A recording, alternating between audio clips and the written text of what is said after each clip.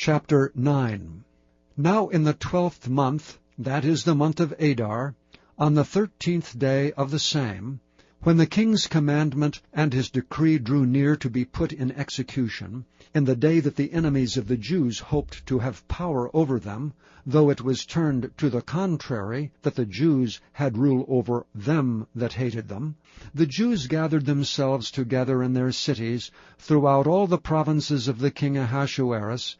to lay hand on such as sought their hurt, and no man could withstand them, for the fear of them fell upon all people. And all the rulers of the provinces, and the lieutenants, and the deputies, and officers of the king helped the Jews, because the fear of Mordecai fell upon them. For Mordecai was great in the king's house, and his fame went out throughout all the provinces. For this man Mordecai waxed greater and greater. Thus the Jews smote all their enemies with the stroke of the sword, and slaughter and destruction, and did what they would unto those that hated them. And in Shushan the palace the Jews slew and destroyed 500 men. And Parshandatha, and Dalphon, and Aspatha, and Poratha, and Adalia, and Aradatha, and Parmashta, and Arasai, and Aradai, and Vajezatha, the 10 sons of Haman, the son of Hammedatha, the enemy of the Jews, slew they, but on the spoil laid they not their hand. On that day the number of those that were slain in Shushan the palace was brought before the king.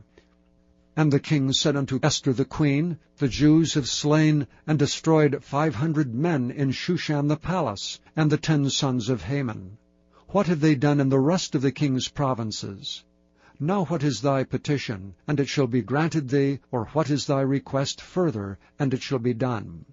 Then said Esther, If it please the king, let it be granted to the Jews which are in Shushan to do tomorrow also according unto this day's decree, and let Haman's 10 sons be hanged upon the gallows. And the king commanded it so to be done. And the decree was given at Shushan, and they hanged Haman's 10 sons. For the Jews that were in Shushan gathered themselves together on the 14th day also of the month Adar, and slew 300 men at Shushan, but on the prey they laid not their hand. But the other Jews that were in the king's provinces gathered themselves together, and stood for their lives, and had rest from their enemies, and slew of their foes 75,000, but they laid not their hands on the prey. On the 13th day of the month Adar, and on the 14th day of the same rested they, and made it a day of feasting and gladness. But the Jews that were at Shushan assembled together on the 13th day thereof, and on the 14th thereof, and on the 15th day of the same they rested, and made it a day of feasting and gladness. Therefore the Jews of the villages that dwelt in the unwalled towns made the 14th day of the month Adar a day of gladness and feasting, and a good day, and of sending portions one to another. And Mordecai wrote these things, and sent letters unto all the Jews that were in all the provinces of the king Ahasuerus, both nigh and far, to establish this among them, that they should keep the 14th day of the month Adar, and the 15th day of the same yearly,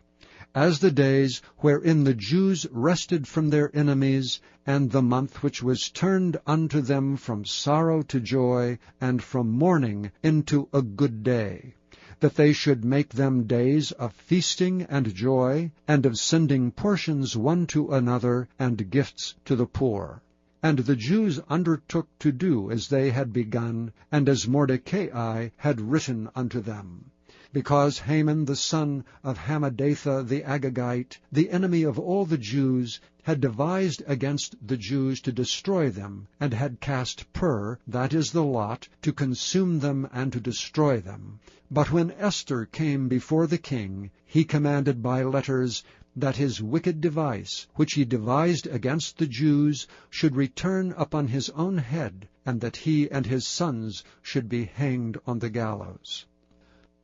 Wherefore They called these days Purim, after the name of Pur. Therefore, for all the words of this letter, and of that which they had seen concerning this matter, and which had come unto them, the Jews ordained and took upon them, and upon their seed, and upon all such as joined themselves unto them, so as it should not fail, that they would keep these 2 days according to their writing, and according to their appointed time every year,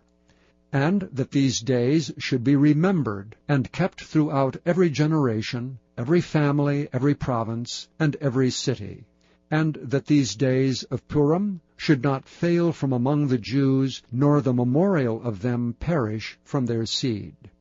Then Esther the queen, the daughter of Abihail, and Mordecai the Jew, wrote with all authority to confirm this second letter of Purim.